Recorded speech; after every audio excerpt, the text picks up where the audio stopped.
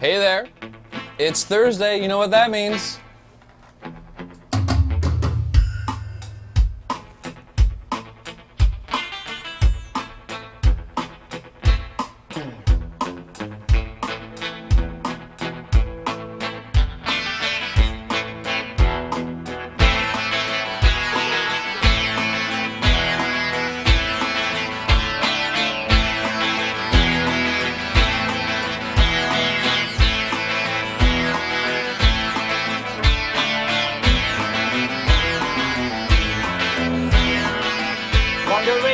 Wondering, everything always. We are there, searching for you. Singing out all about traveling somewhere. We are here, what can we do? Nomads will cry and play for your sorrow. Come dry your eyes, stay for the night. Suffering, little things, give us your scars now. We can take all that you've known. We are brave, mighty waves, slipping through time now. Point the way, where should we go? Nomads will cry and play for your sorrow. Come dry your eyes, stay for the night. To begin, let us in, show us your dream world. Turn the page, let it unfold. Join the fight, join the tribe, this is your fable. Shout it out, let it be told. Nomads will cry and play for your sorrow. Come dry your eyes, stay for the night.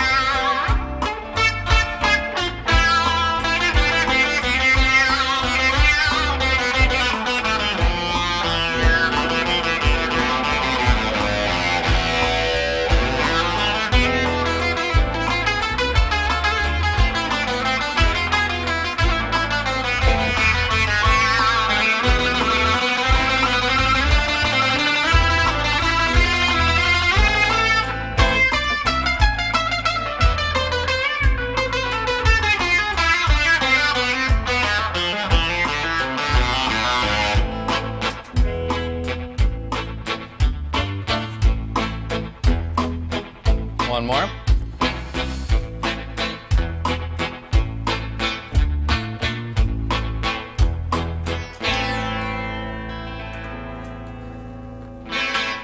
Well.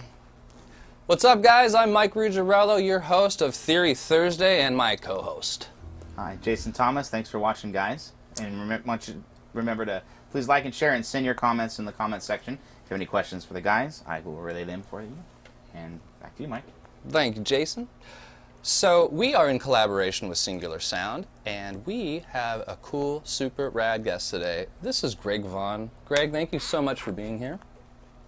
It's great. I've been looking forward to this. Really, really cool. Us too, man. Totally. Greg is very accomplished. He is a local musician here in San Diego, and he has done a lot of work around the nation, and we have really nice surprises for you here today. He teaches, he is a rocker, plays in 5 or 6 different bands. We have a REM tribute that he's in called Murmur, also a T-Rex tribute band called The Electric Warrior. And we will talk about his original bands here in a moment, but I want to start and talk about, he just did a switch here, and we, Sorry, Mike. whoa, Dude, no. Sorry, you're not supposed to be here. It's a broadcast. so, that was a wonderful surprise. Anyhow, we were starting out our jam with a really, really cool progression in A, Phrygian with a raised third, and you were on your sitar. Yes, that is a baby sitar, and it's basically a guitar-sitar hybrid. So it's got a guitar neck and strings. The body is light, and it's got what's called a buzz bridge, and the sound is organic. It's not a trick, with the electronics.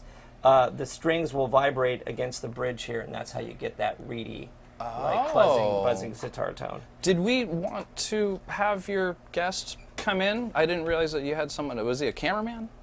Does that matter right now? He's actually one of my students. He's one of your students? Yeah. Oh, cool. Yeah. Okay. Yeah. Unfortunately, he was a little late. I guess that's okay. Yes. So here at Theory Thursday, we're always going to have impromptu surprises for you and us. So, Greg, we switched to your Paul. Yes. Let's do a quick sound check with this. How's it sound? How's your Paul sound with your pedals? Let's see here. And right now, Greg also brought a really awesome pedal board that he's a big fan of these smaller pedals. And looks killer. How's the feed? How's it good? How's it sound? We're good? Yeah. All right. Drinking some excellent coffee today. Compliments of Grinds and Vines. Thank you, Brian. So here at Theory Thursday, you know that we use the Beat Buddy. What facilitated our first jam was we were in 3/4 on an all in 3. What does this say? 3/4 song 24, and it was at 176 BPM. This is what that groove sounded like. Very cool. Thank you, Jeff. And Jeff is our beat buddy. He's right behind us. He's going to be accompanying us all day. So let's commence, my friend. That was a really cool jam. What was the name of that? That is Nomads. That song's probably 10 years old. It's on the first Danyavad and the Shimmy Sisters album, March of the Gypsies. And Danyavad is one of your original bands. Yeah, Danyavad is my gypsy Middle Eastern belly dance band. Whoa. So we have 2 dancers that are always with us, which are the Shimmy Sisters, Delania and Adelaide. And then depending on the show, we could have as many as 10 belly dancers and aerialists and stilt walkers, and it just depends on what we're doing. So if we've got a big enough stage and a big enough crowd, then we usually try to recruit a lot more of the different type of performers. Circus type acts and things. Very, very cool. Very interesting. So Yeah. in Danyavad, do you get to go between the sitar and the Paul like we're doing right now? Oh, no. Is that just sitar? That's I just play. I have 2. I have another one. I have a green one. I play the 2 electric sitars. I'll play some acoustic guitar. I have a Baby Taylor, and then I also have 2. I have 2 saws. Mainly, I use a wood one. A saw? A saz. Yeah, it is. Saws. It is Turkish, and it's got it. It looks like a gourd. It's got a great big round body, and that's like I have to play it like cool. like that. So the funny thing is, that's a saz, everybody thinks the Saz is the sitar, because this doesn't look like a sitar. It looks like a guitar, which is what it is, just with a different bridge. But the Saz is got a great big wood body, and it's a long neck Saz, so the thing's like giant. How many strings on that song? My wood one, the more traditional one that I use in the shows, has 7 strings, but it's called 3 courses, so 3 different notes. So you've got like unison. And some octaves. So, and it's basically most players, you just tune it like drop D, like a power chord. So I think my Saz is an A, so it's just A E A. Oh, cool. But it has a really full sound because you've got one of the strings is like doubled in octaves, and then you've got another octave and another octave. Cool. So you just have to be really inventive with your angles of attack and all your, because you only got 3 strings. Sure, yeah. So it was interesting when I first started playing it. I realized, okay, how do these really great guys, the virtuosos, how do they make it interesting? And I just watched all these videos from the Middle East. But also lots of reversals. Oh, okay. Just thinking in a very simple concept of going from that, to that.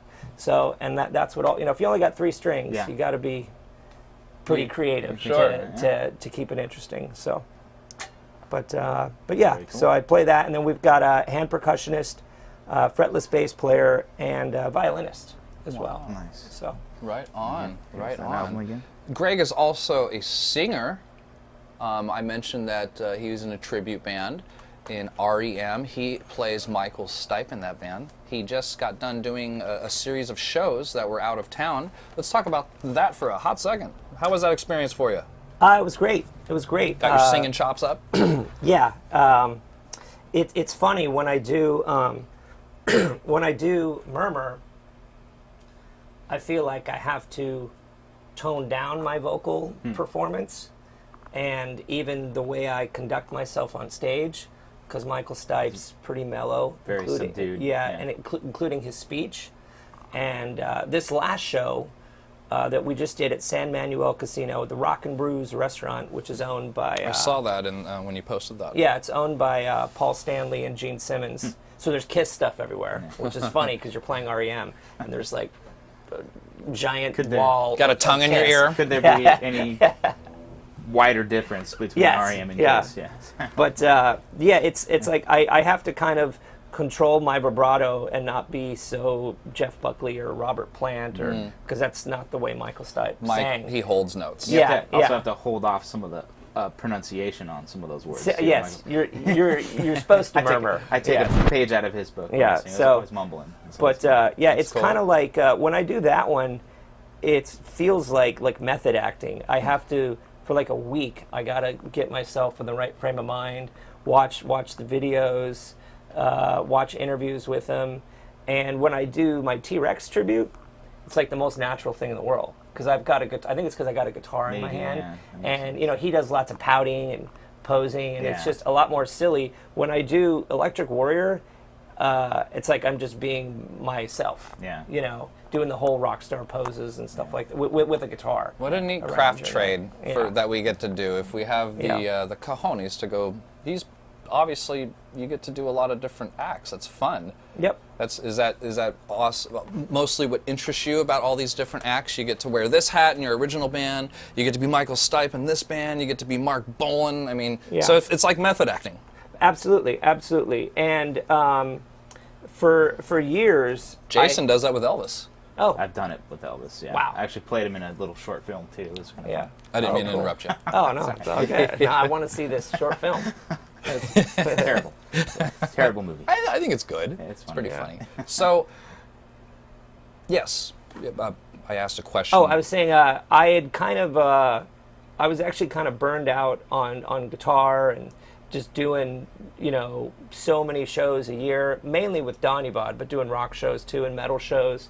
And also when you're playing guitar, people, I love to geek out as much as you all do, but sometimes you're just talking about Mixolydian scale and Phrygian and arpeggios, after the shows. You get into that geek mode, which normally I love, but I said, it'd be fun just to get up in front of sing in front of crowds that have no idea I even play guitar. So then all I'm trying to do and I'm not even playing my own songs. All I'm trying to do is entertain that crowd. Yeah. Smart. Just from a performance perspective, I was fantasizing about that just because I thought it'd be really pure and it'd just be something different. Because I'm always improvising, you know, in my shows on the guitar or the sitar. Hear. So That's great. Well, it's so more like an acting gig. Kind yeah, of thing. yeah, It's more and like- it required me to be very strict. Yeah. So I enjoyed doing that, and actually the guitarist in that band is one of my students, Tyler, and That must be a cool experience. Oh, yeah. To be in a band with one of your students. yeah, to like be at the House of Blues and look over, and I'm like, oh, there's my student. Like they're on this journey with me, and you know, flying love that. to Texas to play at festivals or just doing all this really cool stuff, and so.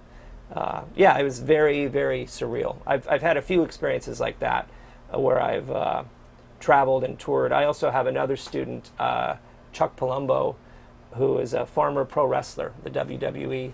And, Wow. And Interesting. he actually, 9 months after he started lessons with me, we went on tour in the South. He's one of those guys that like he's just good at everything. You know, he just like he can play drums, he works on cars and motorcycles. So yeah, it was literally 8 or 9 months after lessons, and we were out playing shows and traveling. So very cool. Very cool. Yeah. Let's I want to turn some beats on here and get some riffs going. Sure. Before we do that, how are you guys doing out there in the world? Go ahead and don't be shy. Say hi to us. We want to see what's up. And if you have any thoughts, feel free to write in the comments. Jason will relay them to us. And, you know, Greg's a very interesting, super killer guy, man. Ask him some questions. In fact, we're going to ask you some questions. We're going to do a guitar lesson here in a moment. And what was our blues beat for our T-Rex tune? That was was Rock it? 2. Rock 2. And was this the right tempo? That's not That it. wasn't even that wasn't the beat. It was real straightforward. Rock 2. That's what you told me. Yeah, I had it on blues. Ah, there you go. Big difference. So You Rock want to 2. preface the song with anything, Greg? Or I'm sure a lot Yeah, of people know the song. yeah. So this is 20th Century Boy, one Yes. of the biggest hits from Mark Bolan of T-Rex. And for those that don't know, Mark passed away in a car accident in '77. And a lot of people, me included, think if that would not have happened, he'd be way bigger in the U.S. Because MTV, didn't come around till what, maybe '81? Yeah. 81, And 82, yeah. and he was a contemporary of David Bowie. Yeah. Like those two came up together. Like I think they met when they were maybe 19, maybe 20 years old.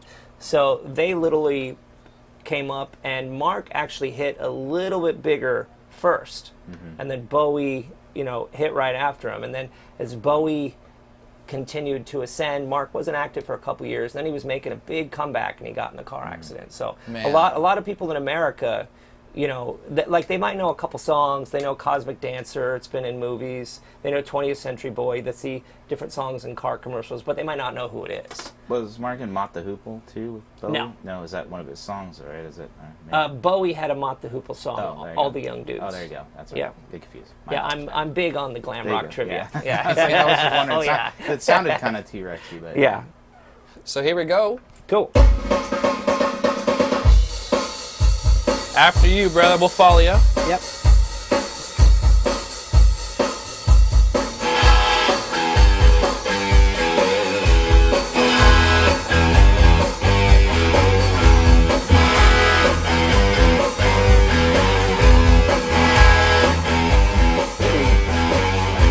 Friends say it's fine, friends say it's good. Everybody says just like rock and roll.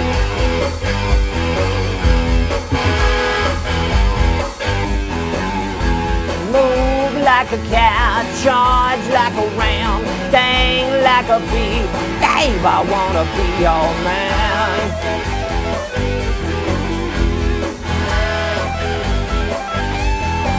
So it's strange to see you were meant for me. Yeah, I'm your toy, a 20th century boy.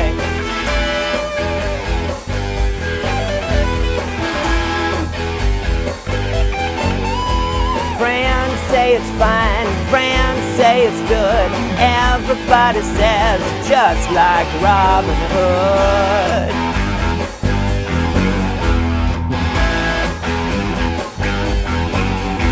Fly like a plane, drive like a car, fall like a hound. Dave, I wanna be your man.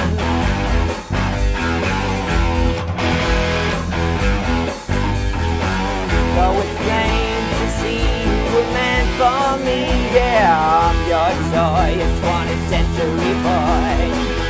20th century toy, I wanna be your boy. 20th century toy, I wanna be your boy. 20th century toy, I wanna be your boy.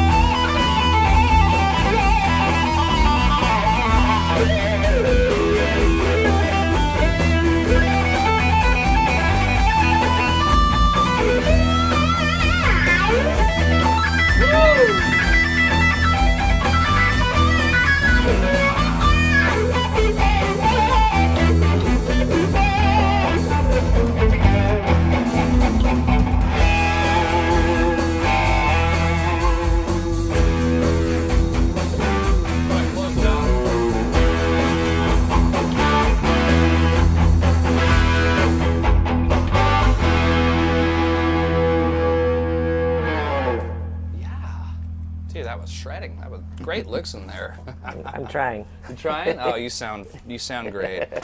Well, that was the first time I ever played a Mark Bolan tune. Thank you very much for that. Absolutely. Dude, cheers. You got your Perrier, I got my Lavazza. Theory Thursday. Oh, no, you got anything to cheers? I got a water. You got a water? That was rad.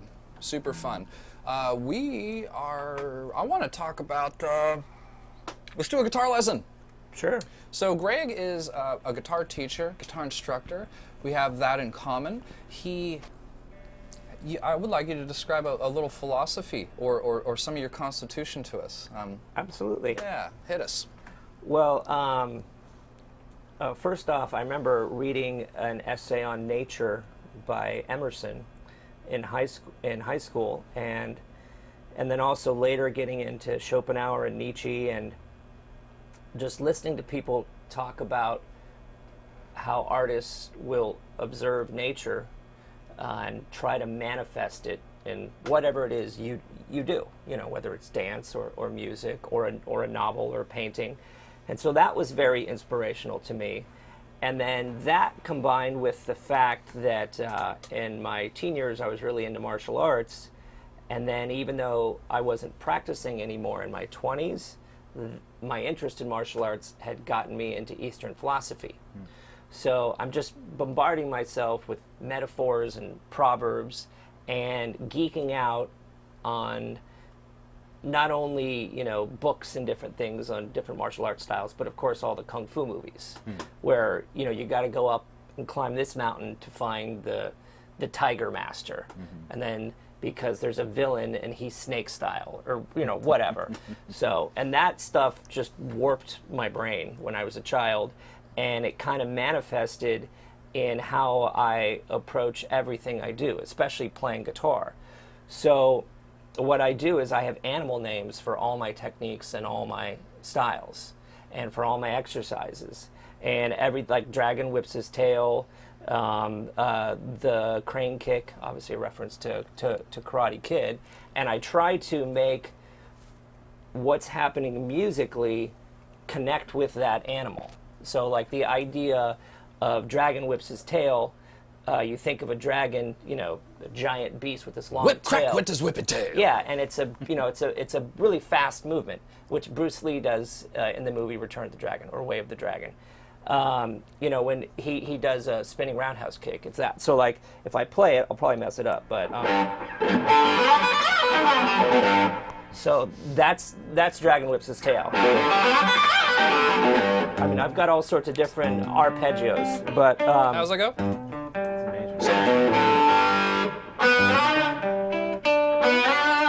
it's all.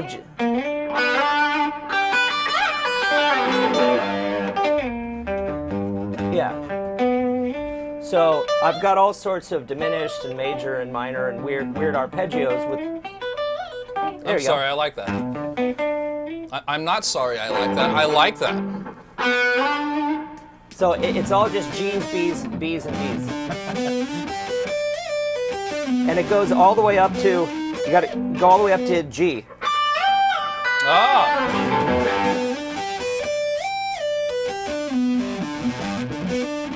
Shit.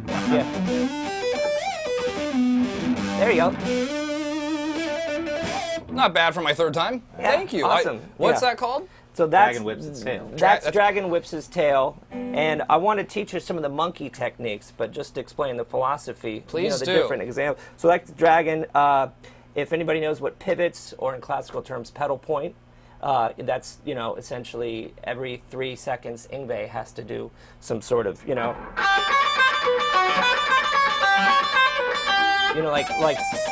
yeah, all of that stuff. So I'm obsessed with pivots. And so I'm really analytical in figuring out what people are doing with their pivots. And sometimes your pivot note is just one note. Sometimes it can even be 3 notes, meaning you have a melody note that's moving around. Yeah, so you're going like.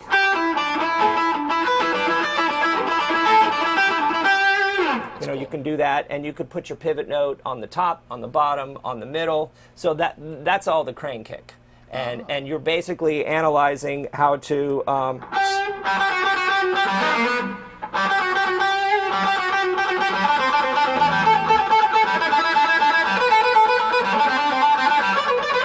You know, you're doing all stuff. I like that a lot. Yeah. You know what? I'm a little excited right now. That's why I interrupted you, and I'll be careful with that. However, check it out. You know what I think of the parallel that I just drew from that? That's simulating the balance, maybe. Like you're literally you're maintaining tempo. Yeah. But you go from here to there, whatever the code may be. Yeah. And that's the balancing act, correct? Yeah, Maybe yeah, that's what yeah. I'm perceiving. Well, yeah. Well, you're balancing on your pivot. Sensational, ladies and Yes. gentlemen. Yeah. I hope you write a book about that. I hope to. Yeah, I've got. I've got even. What is it called? This concept? That's the crane kick. So there's a bunch of them. Oh, It's I like think turning the katas, right? So I have all the ones that are more full scale and either exotic scales or the 7-note scale. Those are all different animals. Everything pentatonic is monkey. So, but I could even put stuff like together. I could do pentatonic stuff with the pivots, like.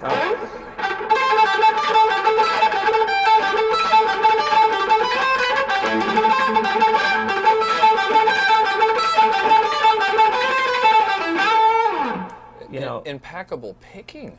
Oh, thank you. Precise. So- Wonderful. Thank you. So you see, that's, you know,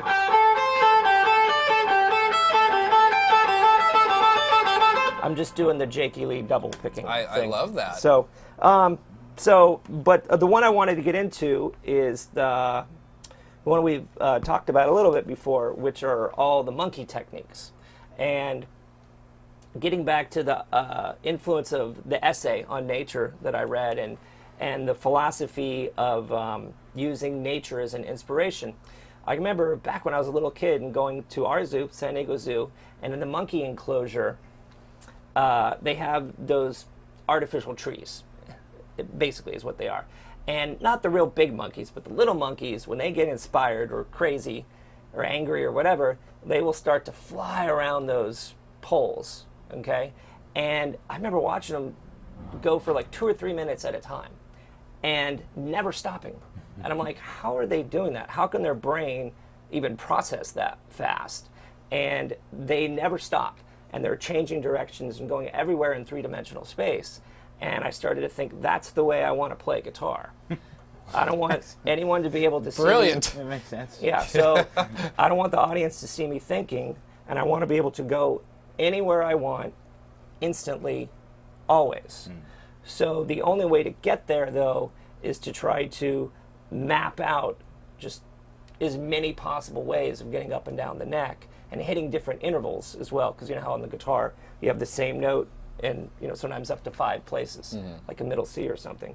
So with the pentatonic stuff, because so many players have a vocabulary that typically just goes like that, up and down. And then even if they have some sliding things, we all have the same vocabulary that comes from Clapton or Hendrix. We all learn the same licks, so then we all kind of fall into these favorite patterns.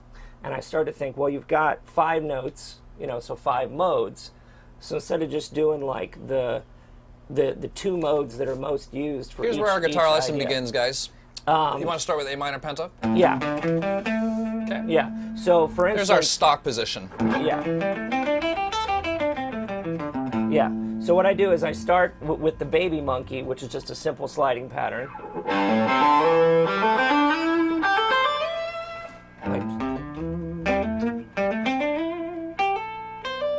There you go. And then I do it, so that's baby monkey, and then Buddha monkey goes up and back in one motion.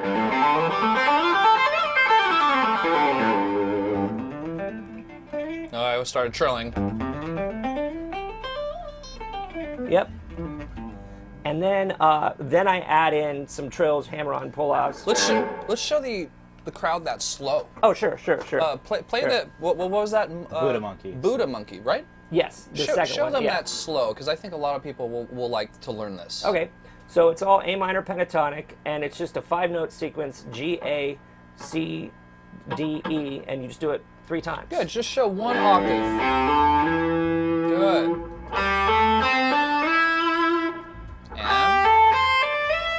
And thank you very much Yeah. for that, Greg. So you start there doing it with stops, then you do it non-stop, which you have to do a little, I like that. Very up, stylish. up and back.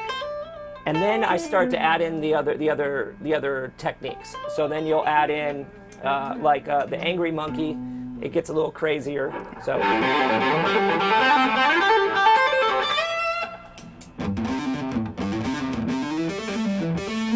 Oh. One more time.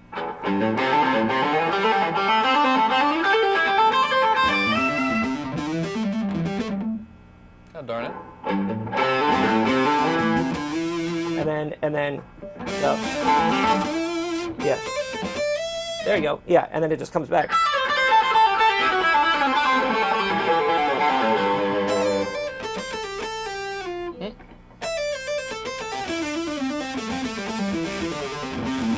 There you go. Yeah, exactly. Same trail. And the way to always remember how to do it is that it's 2 notes and then 3. 2, 3.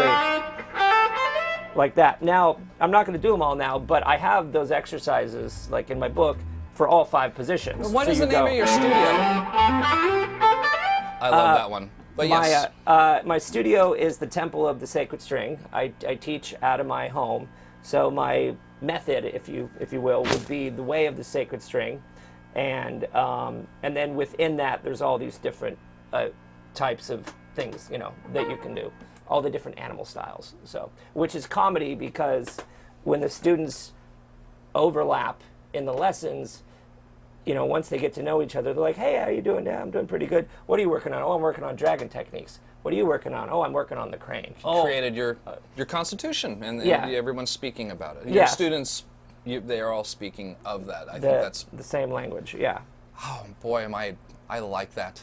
I need to, I teach a lot myself, but, man, you really got me at whipping dragon tail. I'm sorry, was it?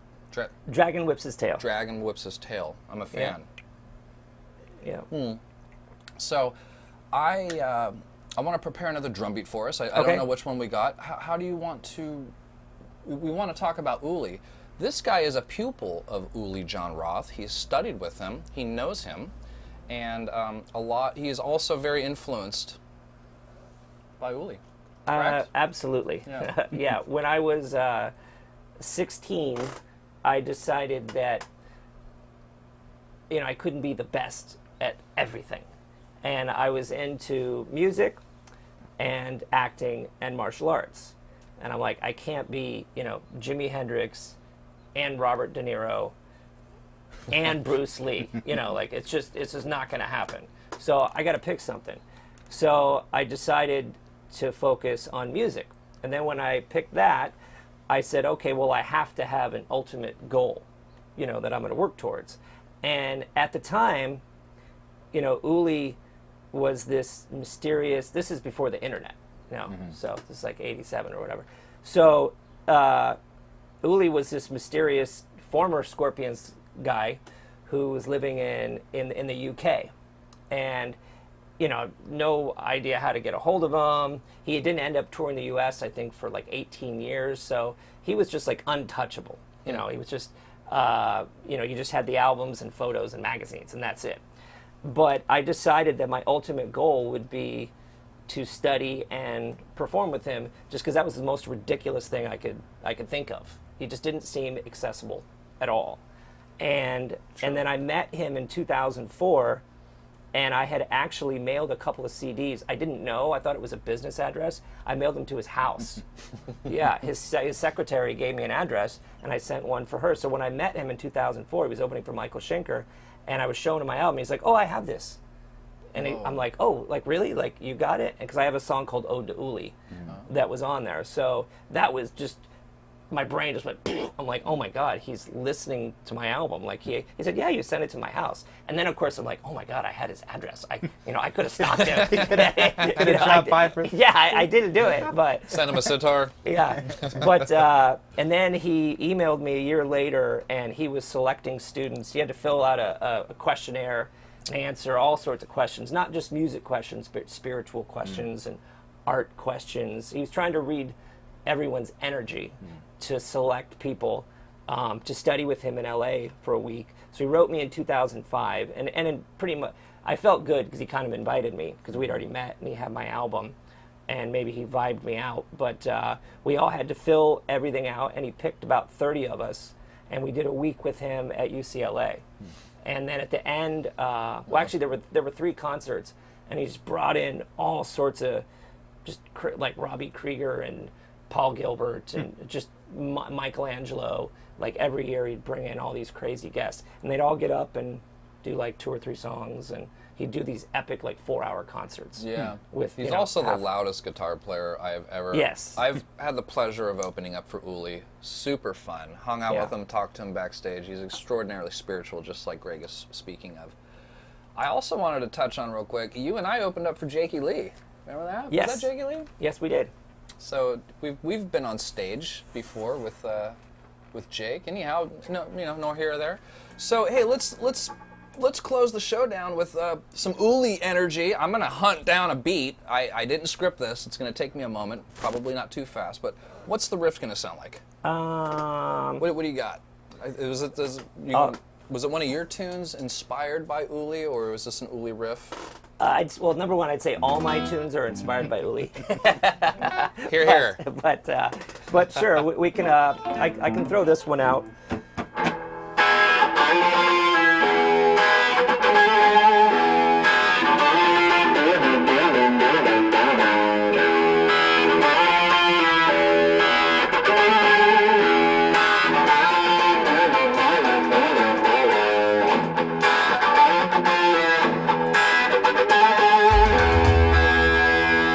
See what that sounds like.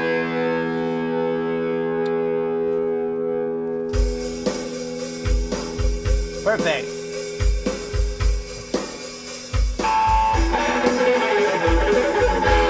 I'm MikeRuggirello with Theory Thursday. My co-host Jason Thomas. Hey guys. This is Greg Vaughan. We'll see you next week with Jimmy Lewis.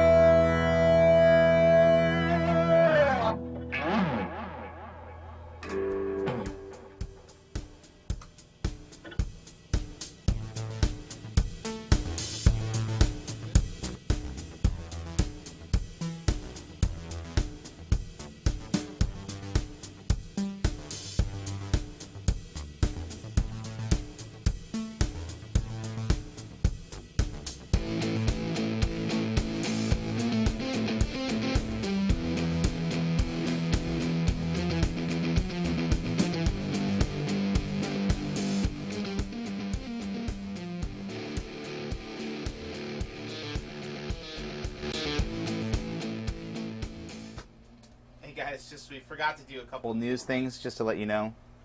Want to give let you guys know about Greg's website. It's gregvaughan.org. You can check out all this stuff there. He's also playing October 21st at Tango Del Rey. That's his birthday show and possibly album release party. And it's called the Great Belzoni. Is that correct? Cool.